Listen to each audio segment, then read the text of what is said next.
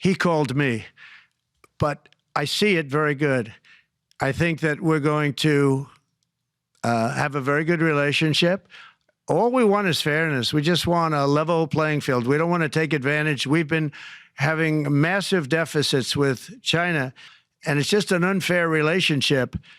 And we have to make it just fair. We don't have to make it phenomenal. We have to make it a fair relationship. Right now, it's not a fair relationship. The deficit is massive, as it is with other countries, a lot of Asian countries, actually. But we have deficits that are very big, and we can't keep doing that. So we're not going to keep doing that. But I like President Xi very much. I've always liked him. We always had a very good relationship. It was very strained with COVID coming out of Wuhan.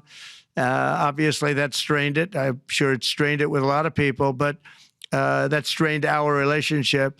But we always had a great relationship, I would say, and we look forward to doing very well with China and getting along with China. Hopefully, China can help us stop the war with, in particular, Russia, Ukraine. They have a great deal of power over that situation, and we'll work with them. And I mentioned that with during our phone conversation with President Xi, and hopefully we could work together and get that stopped. We'd like to see denuclearization. In fact, with President Putin, prior to an election result, which was frankly ridiculous, we were talking about denuclearization of our two countries, and China would have come along. China has a much smaller, right now, nuclear armament than us, or field than us, but they're going to be catching it at some point over the next 4 or 5 years. And I will tell you that President Putin really liked the idea of cutting way back on nuclear.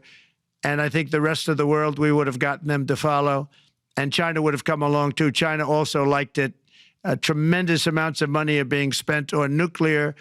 And the destructive capability is something that we don't even want to talk about today because you don't want to hear it. It's too depressing. So we want to see if we can denuclearize, and I think that's very possible.